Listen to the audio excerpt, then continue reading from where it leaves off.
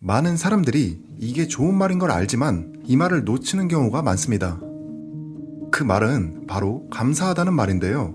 감사의 마음이 있어야 내가 원하는 것을 현실화시킬 수 있다고 강력하게 말하는 사람이 있습니다. 이 영상에서는 끌어당김의 법칙과 감사가 어떤 연관이 있는지, 그리고 내가 했던 말과 행동은 옳았는지를 파악합니다. 오늘 영상은 단순히 감사만 외치며 끝나는 영상이 아닙니다. 감사의 뜻과 끌어당김의 연관성을 여러분에게 정확히 알려드리겠습니다. 저자 론다 번입니다. 여러분, 감사에 대해 이야기하기 전에 끌어당김의 법칙이 무엇인지 모르시는 분들을 위해 간단하게만 말씀을 드려볼게요. 걸을 때 발을 땅에 붙이고 걷는 것도, 혹은 내가 어떤 물체를 던지면 그 물체는 땅에 떨어지는 것도 중력의 영향을 받는다는 사실을 우리 모두가 알기에 그 누구도 이상하다고 생각하지 않습니다. 왜냐하면 내가 태어날 때부터 이미 그걸 느끼면서 살아왔으니까요. 여기서 끌어당김의 법칙도 마찬가지입니다. 끌어당김의 법칙의 뜻은 지극히 단순하지만 같은 것이 같은 걸 끌어당긴다는 건데요.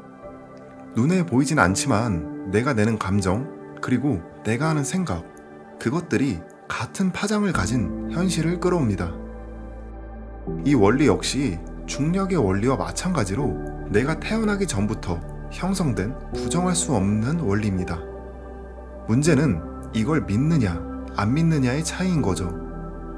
사람은 내가 아는 것만 생각하고 내가 아는 것만 보게 됩니다. 끌어당김의 법칙을 통해 내가 원하는 걸 실현한 사람들은 의심의 여지 없이 이 원리를 중력의 원리처럼 믿고 있습니다. 끌어당김의 법칙에 대한 깊은 이야기는 다음 영상에서 다뤄보겠고, 이제 감사와 끌어당김의 연관성에 대해 이야기를 해보겠습니다.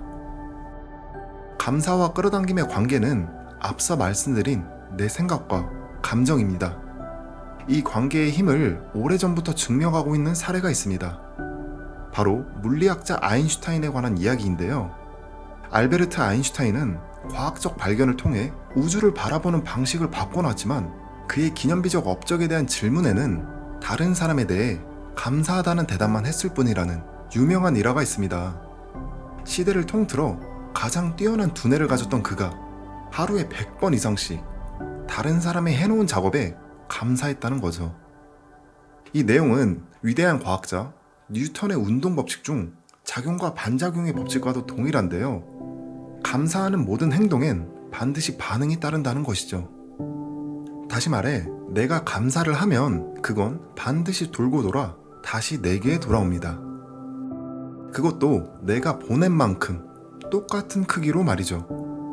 감사의 작용이 있다면 그에 대한 반작용도 반드시 있습니다. 그리고 중요한 건 내가 감사하는 마음이 얼마나 진심이었냐는 거죠. 그냥 한번 해볼까? 하고 툭 뱉은 말이 아니라 마음에서 우러난 감정일수록 그 반응은 더 크고 강력하게 돌아온다고 저자 역시 이야기하고 있습니다. 그냥 고맙다고 말만 하는 것과 진심으로 가슴 깊이 감사하는 건 결과부터가 다릅니다. 그리고 여러분, 저자는 이런 말을 합니다. 감사하는 마음을 실천하면 여러분의 삶에서 어떠한 일이 잘못되었을 때 그 일이 왜 잘못되었는지, 그리고 삶에서 중요한 몇 가지의 일들을 왜 놓치게 되었는지 알 수 있다고 말이죠. 이게 무슨 말이냐면 지금 여러분의 삶에서 분명 잘 풀리는 부분이 있을 거예요. 그 이유는 다름 아닌 여러분이 그 부분에 대해 감사하는 마음을 충분히 가지고 있기 때문이라는 거죠. 내가 감사를 보내고 있으니까 그 부분에서 풍요와 기적이 일어나는 겁니다. 그런데 늘 부족하고 불만스럽고 잘 안 되는 부분이 있다? 예시로 회사를 다니면서 월급은 적은데 일은 많고 거기에 직장 상사는 항상 나한테만 불만을 표출하고, 이런 상황이면 당연히 감사라는 단어는 절대 떠오르지 않겠죠. 하지만 저자는 이러한 상황을 벗어나고 싶으면 오히려 더 감사하라고 말합니다. 지금 내가 누리고 있는 축복들을 떠올리며 그걸 세워보는 것이 여러분이 할 수 있는 가장 강력한 실천법이며, 믿기지 않겠지만 그 순간부터 여러분의 삶 전체가 바뀌기 시작할 것이라고 말이죠. 감사의 마음은 아주 작고 사소한 것이라도 괜찮습니다. 뭐 커피 한 잔, 오늘의 날씨, 그것들을 진심으로 감사하게 여기는 순간 여러분에게 훨씬 더 크게 다가올 테니까요. 감사하는 마음이 있을 땐 부정적인 생각을 할 수 없고 누군가를 비판하거나 탓할 수도 없습니다. 여러분은 이와 비슷한 상황에서 내가 과연 감사함을 느꼈는지 한번 생각해 보시길 바랍니다. 그리고 많은 사람들이 나에게 좋은 일이 생긴 후에야 감사하다고 이야기를 하는 경우가 많죠. 물론 저 역시 그렇게 살아왔습니다. 그런데 책 속의 저자가 이야기하는 것은 이미 나에게 온 후가 아니라 아직 오기 전에 먼저 감사하고 행동하라고 권하고 있습니다. 그러면 분명히 마법 같은 일이 벌어진다고 말하면서 말이죠. 이게 무슨 말이냐면요. 어떤 사람이 원하던 직장에 꼭 붙고 싶다고 생각하고 있어요. 그런데 아직 서류 결과도 안 나왔고 면접 일정도 안 잡혀 있어요. 이럴 때 대부분의 사람들은 불안해하면서 기다리죠. 그런데 여기서 먼저 감사하고 행동하는 건 나는 이미 그 회사에 붙었어. 좋은 동료들과 같이 일하고 있고 매일 아침 감사한 마음으로 출근하고 있어.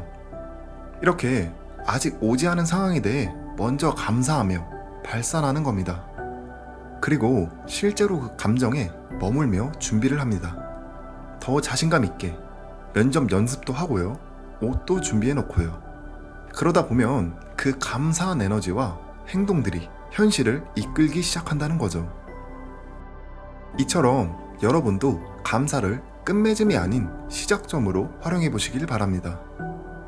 여러분은 혹시 내가 하루에 부정적인 말을 얼마나 많이 하고 있는지 알고 계신가요? 대부분의 사람들은요, 자기가 부정적인 말을 얼마나 많이 하고 있는지 전혀 모릅니다. 근데요, 딱 하루만 여러분이 하는 말을 스스로 지켜봐 보세요. 아마 엄청 놀라실 거예요. 왜냐면 내 생각보다 훨씬 많이 불평하고 걱정하고 불안해했을 테니까요.